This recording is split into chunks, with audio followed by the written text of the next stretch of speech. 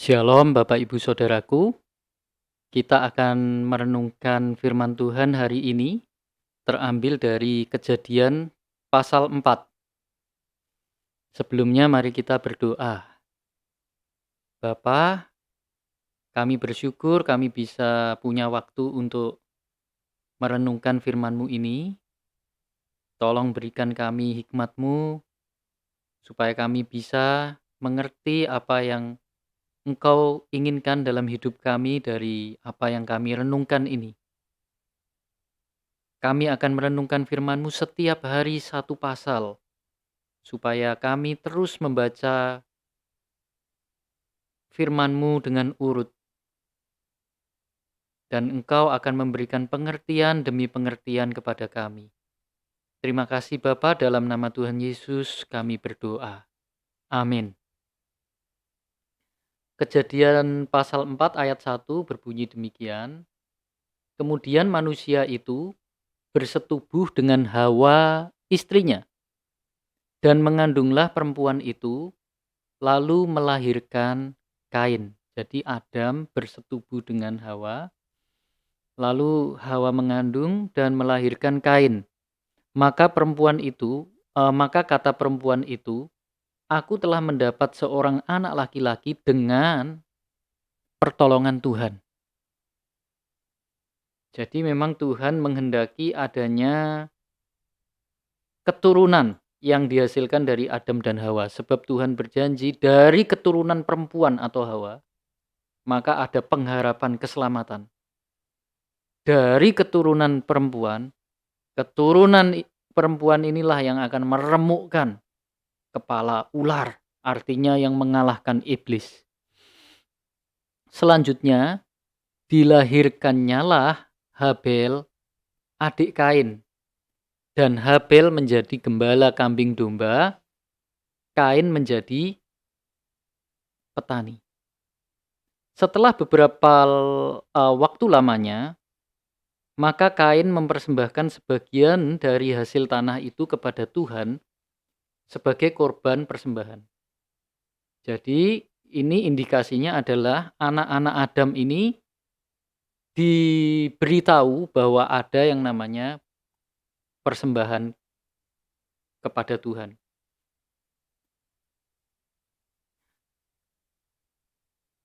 Dan Habel juga mempersembahkan korban persembahan dari anak sulung kambing dombanya, yakni lemak-lemaknya. Maka Tuhan mengindahkan Habel dan korban persembahannya itu.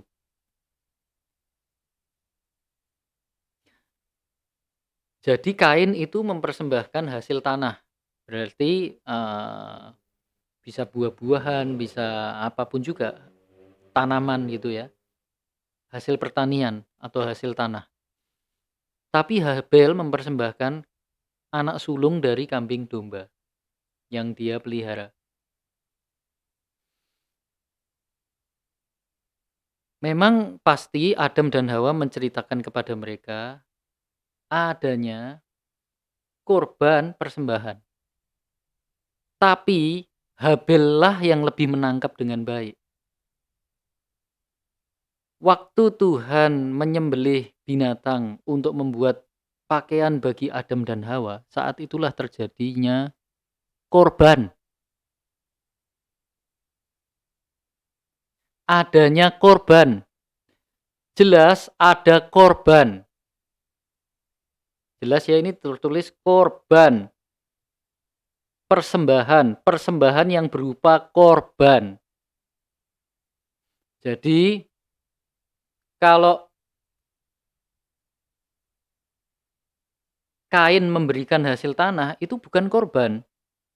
Namanya korban itu adalah ada yang disembelih, ada yang menjadi korban. Itu kan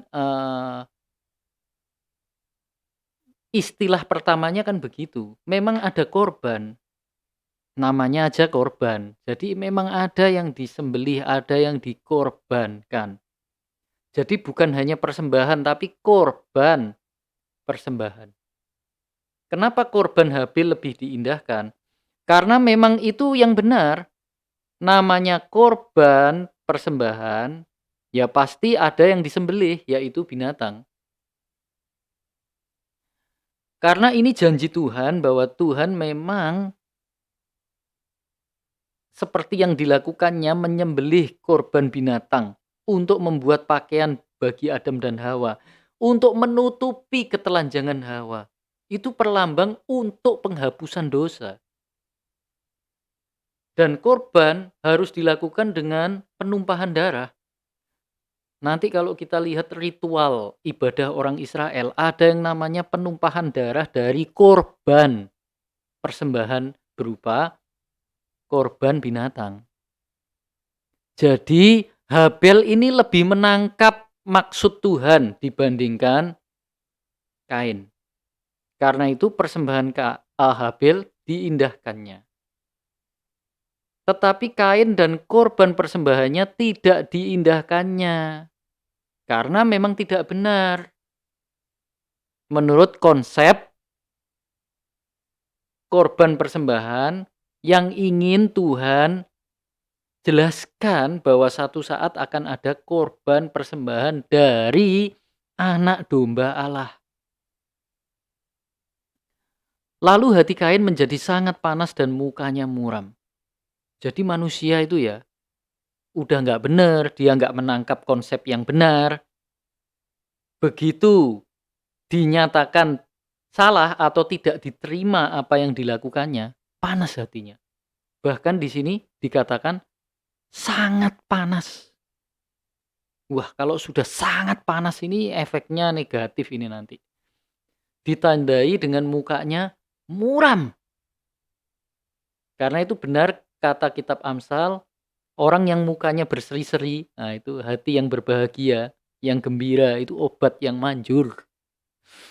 Tapi yang mukanya muram, hatinya panas, nah itu tanda-tanda kejatuhan. Orang yang mukanya berseri-seri itu akan ada sesuatu yang baik yang akan terjadi. Jadi setelah manusia jatuh dalam dosa, setelah mengerti yang baik dan yang jahat bukannya tambah baik. Bisa cenderung jahat. Firman Tuhan kepada Kain, "Mengapa hatimu panas dan mukamu muram? Apakah mukamu tidak akan berseri jika engkau berbuat baik? Nah, tetapi jika engkau tidak berbuat baik, jadi mestinya walaupun hatimu panas, mukamu muram, ayo berusahalah. Berusahalah untuk mengalahkan itu. Kuasailah dirimu dan lakukan yang baik. Tetapi jika engkau tidak berbuat baik, dosa sudah mengintip di depan pintu. Ia sangat ya, ia sangat menggoda engkau. Tetapi engkau harus berkuasa atasnya."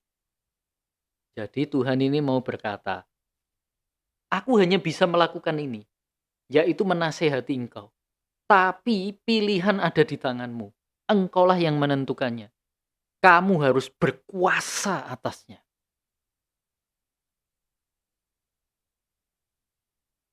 Kata Kain kepada Habel adiknya, "Marilah kita pergi ke padang." Sudah dinasehati Tuhan tapi tidak bisa ini Kain ini.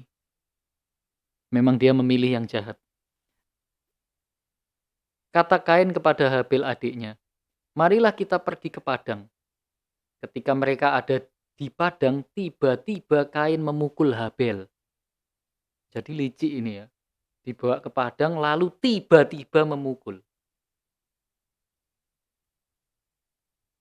Tiba-tiba Kain memukul Habel adiknya itu lalu membunuh dia. Aduh, tega banget ya. Ini pembunuhan pertama ini. Dan juga berarti kematian pertama.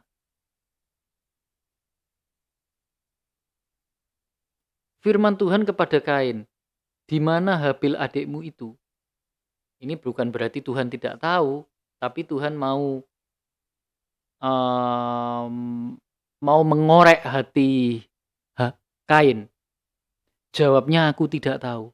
Waduh, double-double ya. udah nggak ngerti konsep persembahan yang benar, membunuh adiknya, bohong lagi. Aku tidak tahu apakah aku penjaga adikku. Firman-Nya, apakah yang telah kau perbuat ini? Darah adikmu itu berteriak kepadaku dari tanah. Kenapa kok begitu? Karena belum ada keadilan ini. Begitu dibunuh, udah nggak bisa berbuat apa-apa. Namanya orang sudah mati ya sudah nggak bisa apa-apa. Darahnya berteriak artinya meminta keadilan. Dan Tuhan memang belum bisa memberikan keadilan sebelum Sang Penebus datang. Belum ada tempat yang baik bagi orang yang mati waktu itu. Karena itu Tuhan sangat berhasrat ingin Sang Penebus itu lahir.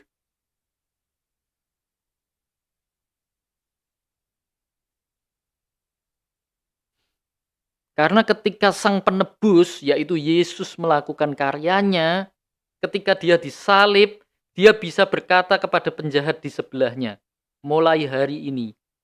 Itu salah satu penjahat ya, yang memang merendahkan hatinya untuk berkata kepada Tuhan, kalau engkau datang sebagai raja, ingatlah aku.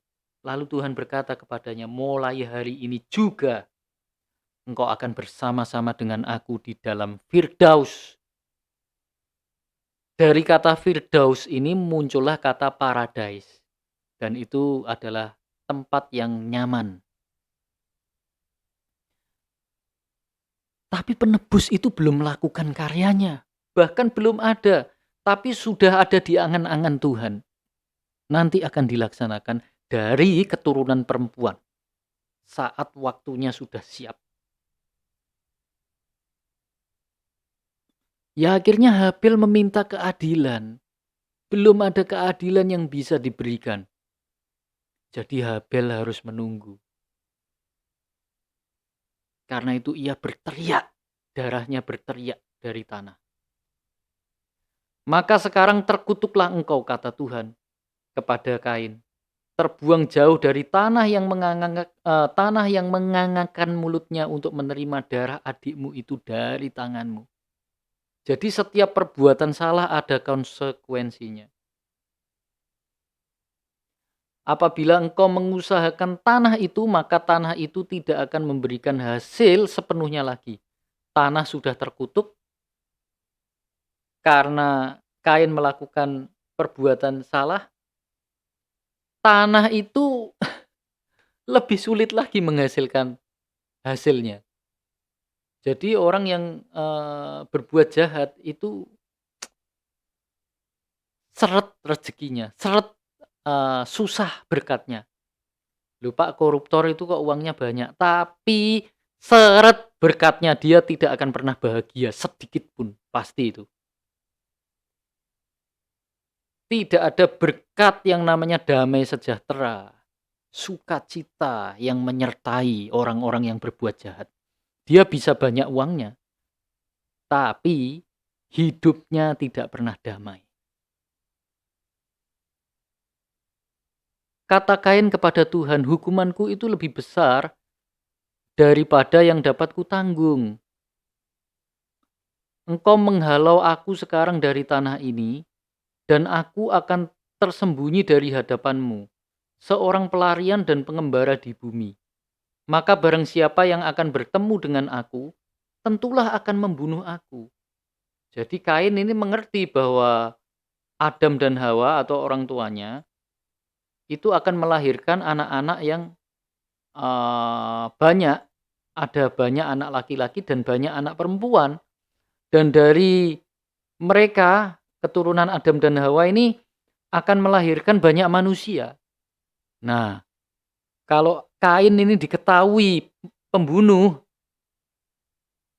ya hidup Kain terancam.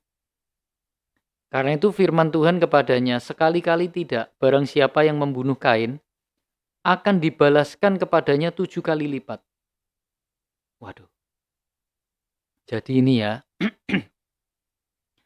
walaupun Kain pembunuh, Tapi Tuhan itu benci dengan yang namanya kekerasan. Jadi Tuhan tuh mau berkata, "Jangan ada pembunuhan lagi." Ini sangat menyakitkan. Ini bukan rancanganku. Ini sangat mengecewakan. Jadi jangan ada pembunuhan lagi. Kemudian Tuhan menaruh tanda pada Kain supaya ia jangan dibunuh oleh barang siapapun yang bertemu dengan dia. Tandanya seperti apa tidak dijelaskan, tapi yang pasti itu ada tanda supaya kalau nanti suatu saat Kain bertemu dengan manusia-manusia lain dan dia diketahui pernah membunuh Habel, adiknya, dia diberi tanda supaya jangan dibunuh. Lalu Kain pergi dari hadapan Tuhan dan ia menetap di tanah Nod di sebelah timur Eden. Ya, karena mereka kan diusir dari Eden ya. Nah ini akhirnya diceritakan keturunan Kain. Kain bersetubuh dengan istrinya dan mengandunglah perempuan itu. Lalu melahirkan Henok. Kemudian Kain mendirikan suatu kota dan dinamainya kota itu Henok menurut nama anaknya. Bagi Henok lahirlah Irat. Dan Irat itu memperanakkan Mehuyael. Dan Mehuyael memperanakkan Metusael. Dan Metusael memperanakkan Lamek. Lamek mengambil istri 2 orang. Wah, ini sudah mulai poligami pertama kali. Ya inilah akibat dosa. Tuhan merencanakan satu pria, satu wanita. Tuhan merencanakan hiduplah berdamai dengan semua orang. Tapi dosa masuk, Kain membunuh. Tiba-tiba ada sebuah perasaan yang bisa melingkupi hati manusia loh. Hati Kain bisa panas. Ini akibat dosa. Karena mengerti yang baik dan yang jahat. Mestinya yang dimengerti itu apa? Yang baik, berkenan, dan sempurna. Nggak ada jahat di situ. Karena itu Roma 12 ayat 2 berkata, "Janganlah kamu menjadi serupa dengan dunia ini, tetapi berubahlah oleh pembaharuan budimu, sehingga engkau bisa membedakan mana kehendak Allah yang baik, berkenan, dan sempurna." Nggak ada yang jahat di situ. Justru mengerti baik dan jahat, akhirnya yang jahat bisa mendominasi seseorang, mendominasi pikiran dan perasaannya. Ini Lamek mengambil istri 2 orang, pikirannya itu loh udah bertentangan terus sama apa yang disebut kebenaran. Poligami mulai ada. Yang satu namanya ada, yang lain Zila. Jadi sudah nggak ada cinta sejati lagi di dalam poligami ini. Nggak ada cinta sejati lagi. Yang ada hanya egoisme dan hawa nafsu.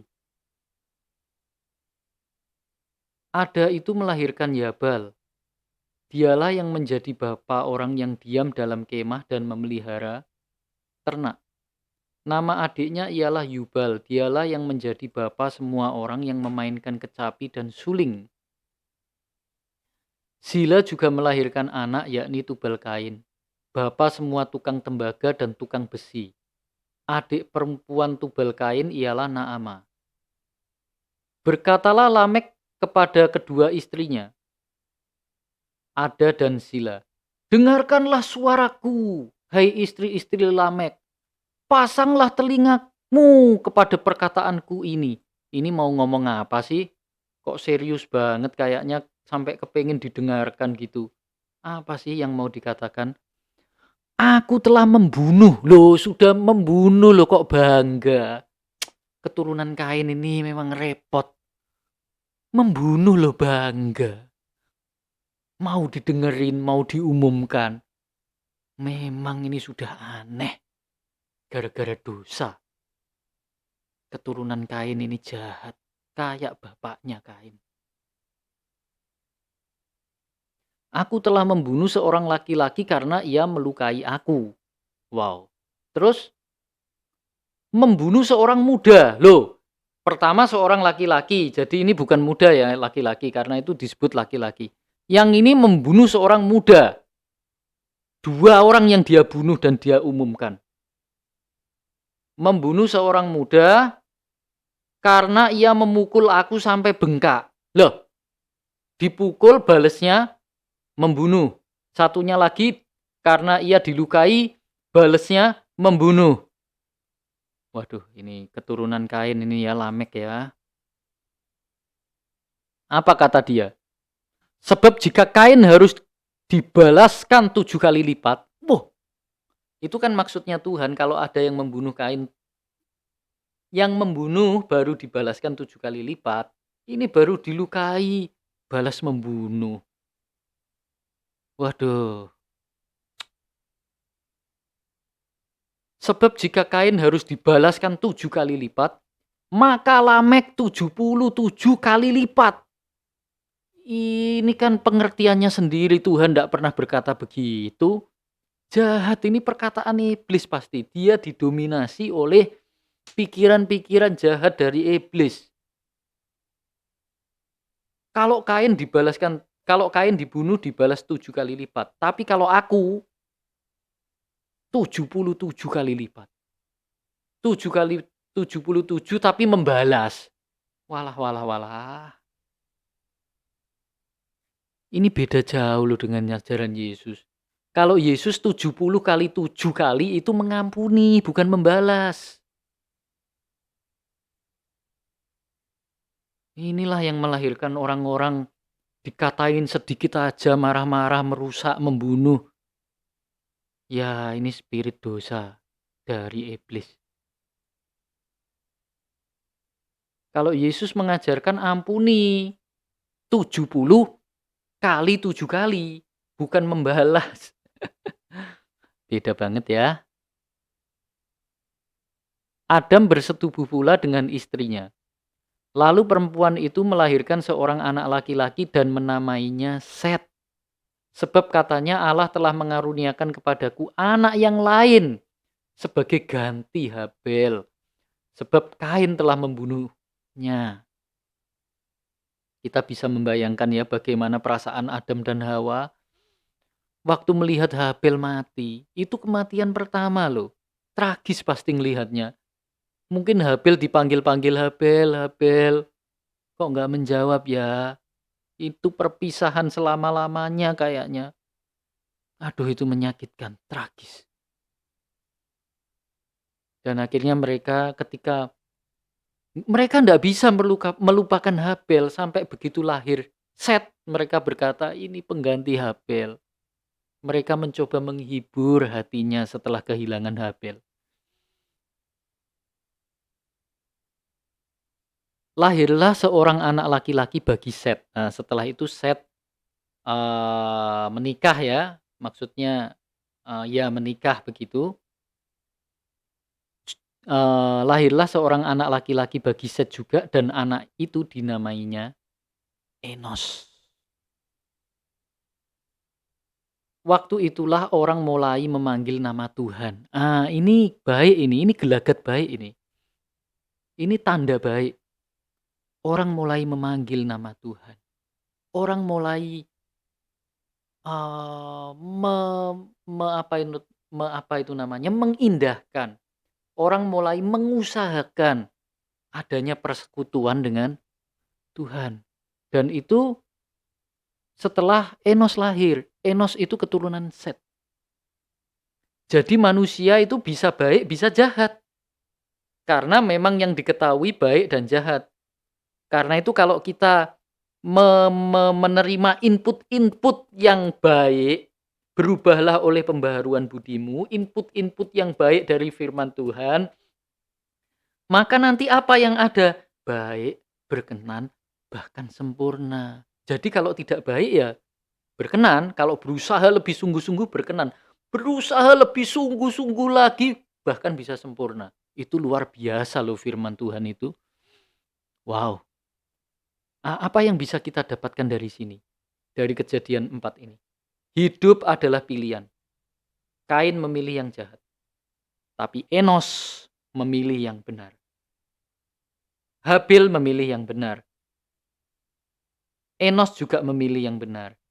Dari mulai sejak ada Enos, artinya dialah yang memulai. Nama Tuhan dipanggil. Mulai ada persekutuan dengan Tuhan. Amin. Hidup adalah pilihan. Bapak, terima kasih untuk firman-Mu hari ini. Biarlah kami terus bertumbuh dari firman-Mu. Dalam nama Tuhan Yesus kami berdoa. Amin.